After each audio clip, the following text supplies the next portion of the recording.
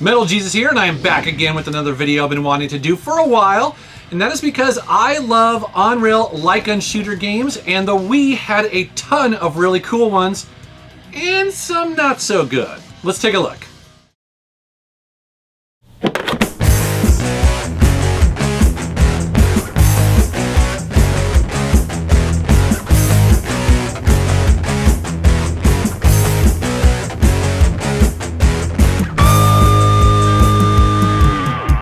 Alright, well let's kick this off with a compilation that I don't think a lot of people heard about, and that is Gunblade, New York, and LA Machineguns Arcade Hits Pack.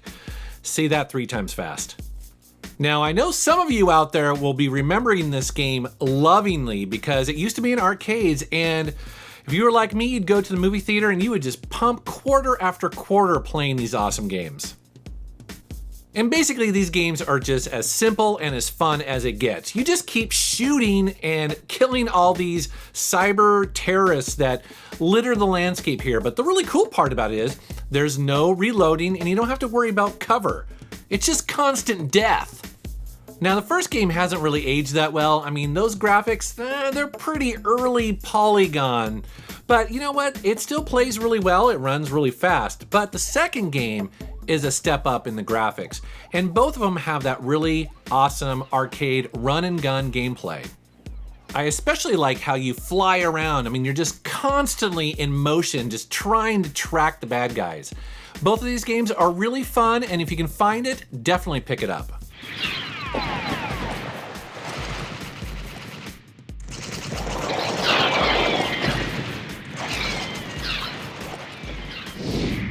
This next game, Sin and Punishment Star Successor, I consider to be an absolute classic game on the Wii. Whether you like on-rail shooters or not, this is a must-own, and it's made by Treasure, a developer who has a long history of making really great games. If this game sounds familiar, it's because it's a sequel to the much-loved N64 game. And in Treasure's hands, they just brought a really great experience with this.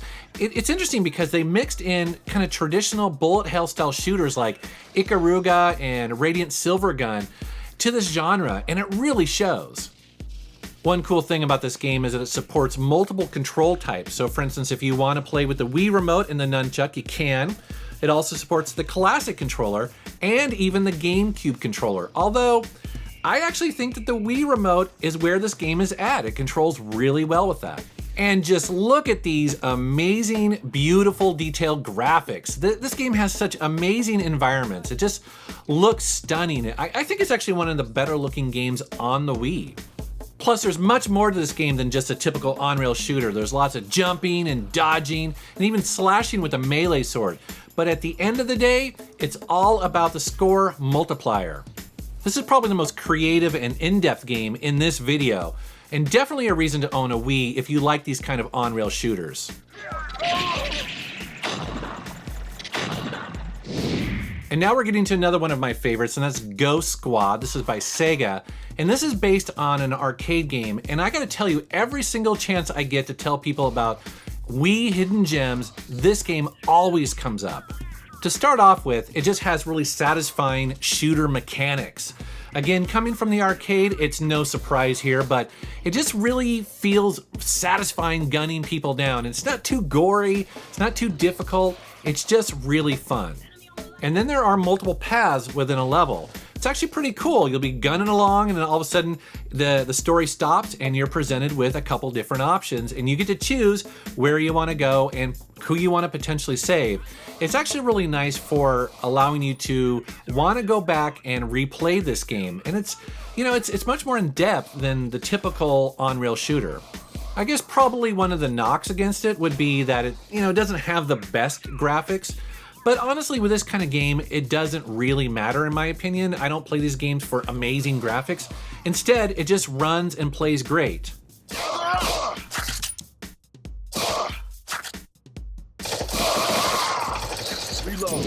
Next up, Resident Evil, The Umbrella Chronicles.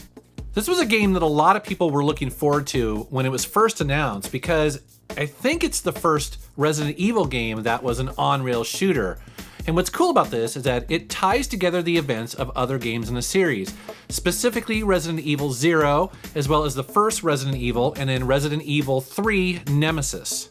One of the kind of neat things that this game does is that if you plug in a nunchuck controller, you can look around a bit, which kind of makes you feel like you're more in that environment and kind of maybe more in control. Allows you to kind of look around and see if you can find some health and maybe some ammo upgrades. There's also a big melee component to this game when things get a little too close. Now you end up kind of flailing the Wii remote around like an idiot, or at least I look like one when I do it, but it's nice to use that when these slugs attack, and it's not too tough. Now, graphically, this game is not going to blow anybody away, but I think it does a decent job. You know, it's not one of the best looking Wii games, but it feels like Resident Evil. I also want to mention that this was released as Resident Evil: The Darkseid Chronicles in HD for the PlayStation 3. So if you happen to have a PlayStation 3 and you have the Move, you might want to go for that version. All right, well, I mentioned that we would talk about a stinker. Well, Mad Dog McCree Gunslinger Pack. This game isn't very good. If you're not familiar with this series, it is a bit unusual because it's all shot live action. And, that kind of makes the game stand out, but again, it doesn't necessarily make it that good. Now, there is a lot of value with this if you are a big fan of the series. It includes 3 games. So you get the original Mad Dog McCree, you also get Mad Dog 2, The Lost Gold, and also The Last Bounty Hunter. It kind of sucks because I'm actually a really big fan of cheesy B movies, and I thought that this would be right up my alley, but sadly, it's just not that much fun. For one, a lot of people might be shocked that there's really only 5 minutes of video gameplay in the original game. Now keep in mind, this was designed for arcades, and that doesn't necessarily mean you're gonna blow through it in 5 minutes, but there's not really that much content, at least in the first game.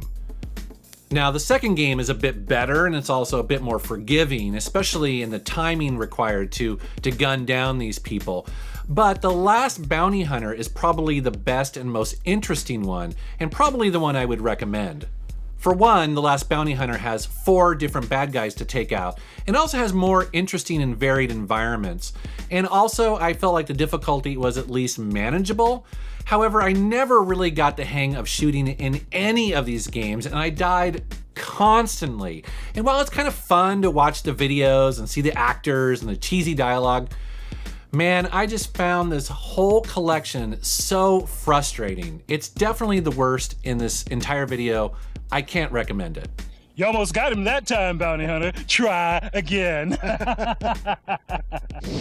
Dead Space Extraction was a total surprise when I first started playing this game. It's a really interesting and unique on-rail shooter for the Wii. Now, you might assume at first glance that this is going to be some watered-down version of the big Xbox 360 or PlayStation 3 versions of the game. But no, this is a completely brand new experience just for the Wii, and it's a prequel to the first game. But unlike the other games of this type, where they're kind of simplistic, maybe, some of the games in this video are based on arcade games and get repetitive quickly, this one has an original, in-depth story with tons of dialogue and character interaction, and it just kind of makes you feel like a bigger part of a horror story. So yes, it definitely feels like a Dead Space game, but again, it's on rails, and so the game is kind of just constantly pushing you forward through these levels and through the story. But there's a lot of interaction that you don't get in these other games. So I really, really love this. The only downside, and this is something that comes up a lot when people first play this, is that everything is in the first person. And it can definitely induce motion sickness for some people. Now, thankfully, you can dial that down in the options. So if you're watching this video and you're like, I don't know how I'd play that on a big screen, you can turn that off or dial it back. But I definitely feel like people should not miss this game and skip it. So it's really cool, highly recommended.